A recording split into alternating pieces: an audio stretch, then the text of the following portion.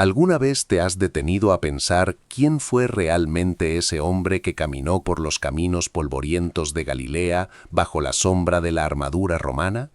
No el mito de los milagros que relatan los textos sagrados, sino el predicador judío que, según los historiadores, existió y dejó una huella que todavía hoy sacude a académicos y creyentes por igual. Hoy vamos a desmenuzar los fragmentos que el tiempo nos ha dejado y a reconstruir, con la mayor rigurosidad posible, la vida del Jesús histórico. Para entender a ese personaje, primero hay que situarnos en el escenario político y social del mundo antiguo. Judea y Galilea en aquellos años no eran más que piezas en el tablero del Imperio Romano.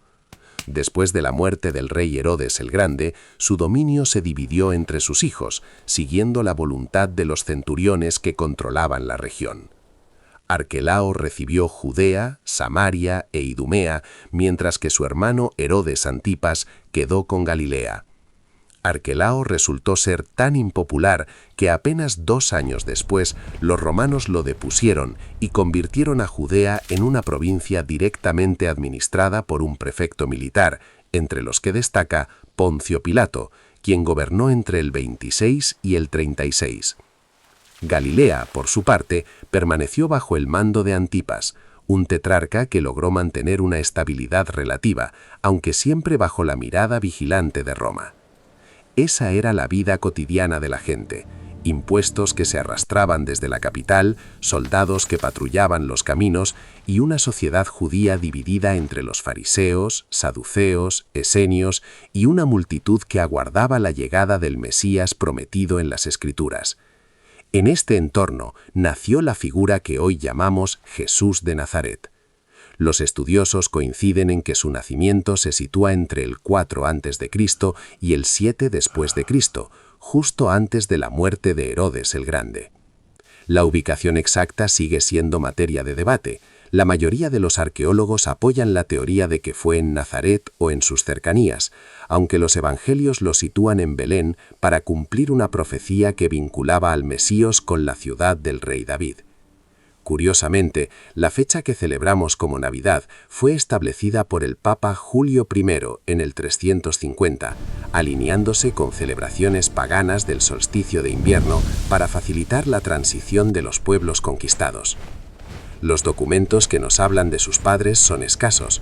María aparece como una joven galileana, probablemente de familia humilde, mientras que José se describe como un artesano, quizá carpintero o constructor. Después de los primeros años, José desaparece de los relatos, lo que sugiere que pudo haber muerto antes de que Jesús iniciara su vida pública. Los evangelios también mencionan a varios hermanos y hermanas, aunque el término griego adelphos puede abarcar desde hermanos de sangre hasta primos o parientes cercanos, lo que complica la tarea de definir el tamaño exacto de su familia. Pasemos ahora a la adolescencia y al llamado que marcó su destino. Los textos no nos dejan muchos indicios de su juventud. La única pista concreta es que permaneció en Nazaret hasta los 30 años, edad a la que, según la costumbre judía, un hombre podía comenzar a ejercer autoridad pública. En ese momento, el panorama religioso estaba saturado de expectativas mesiánicas y la opresión romana generaba una creciente inquietud entre la población. Es plausible que Jesús, como muchos de su generación, sintiera la necesidad de responder a esas tensiones, ya fuera por una experiencia espiritual profunda o por la urgencia de ofrecer una alternativa a la injusticia que lo rodeaba. Su mensaje giraba en torno a la idea de un reino de Dios que no era solo una promesa futura, sino una realidad que podía manifestarse en el presente, mediante la justicia, el amor y el perdón. Esa visión radical chocó tanto con las autoridades judías, que veían amenazadas sus estructuras de poder, como con los romanos, que no toleraban movimientos que pudieran desestabilizar su dominio. Así, su creciente número de seguidores, entre los que destacaban pescadores como Pedro, Andrés, Santiago y Juan, atrajo la atención de los guardianes del status quo. El punto álgido llegó en Jerusalén, durante la gran festividad de la Pascua. La ciudad, repleta de peregrinos, se convirtió en el escenario donde las tensiones alcanzaron su clímax. Jesús fue arrestado, llevado ante el Sanedrín y finalmente entregado a los romanos, quienes fueron los únicos con autoridad para dictar una sentencia de muerte. Poncio Pilato, bajo presión tanto de los líderes judíos como de la amenaza de una revuelta, aprobó la crucifixión, un método reservado para los peores criminales del imperio. Todo este entramado de datos, fragmentos y coincidencias nos permite dibujar, aunque de forma incompleta, la silueta del Jesús histórico, un hombre que nació en una aldea humilde, creció bajo la sombra de la ocupación romana y cuya enseñanza desafió las estructuras sociales y religiosas de su tiempo. ¿Qué piensas tú de todo esto? Déjame tu opinión en los comentarios. Me interesa mucho saber cómo interpretas esta reconstrucción. Y así, al cerrar este recorrido por los rastros que nos dejó el Jesús histórico, aparecen más preguntas que respuestas definitivas. La escasez de fuentes directas nos obliga a trabajar con fragmentos que, aunque escuetos, forman un mosaico suficientemente sólido como para delinear una figura que vivió en la encrucijada de un imperio en expansión y una comunidad judía que buscaba su propia identidad. Lo que podemos afirmar con cierta confianza es que aquel hombre nació en una aldea humilde, creció bajo la sombra de la ocupación romana y a través de sus enseñanzas sembró una visión de justicia y compasión que desafiaba tanto a los líderes religiosos como a los gobernantes civiles. El hecho de que su mensaje haya resonado más allá de su propia época, generando movimientos, reformas y debates a lo largo de los siglos, sugiere que, más allá de los milagros que la tradición le atribuye, existió una capacidad singular para comunicar ideas que tocaban el corazón de la condición humana. Esa capacidad, según los historiadores, se manifestó en parábolas que utilizaban el lenguaje cotidiano de los pescadores y los campesinos, en actos que rompían los convencionalismos sociales, como compartir la mesa con los marginados, y en un llamado constante a la interioridad, a la transformación del individuo antes que la reforma de las estructuras externas. Sin embargo, el mismo carisma que lo convirtió en un líder carismático, también le valió la enemistad de quienes veían amenazadas sus prerrogativas. La presión de los fariseos y saduceos, sumada a la inquietud de los oficiales romanos ante cualquier indicio de sublevación, culminó en un juicio que, aunque envuelto de legalidad formal, estuvo cargado de motivaciones políticas y religiosas.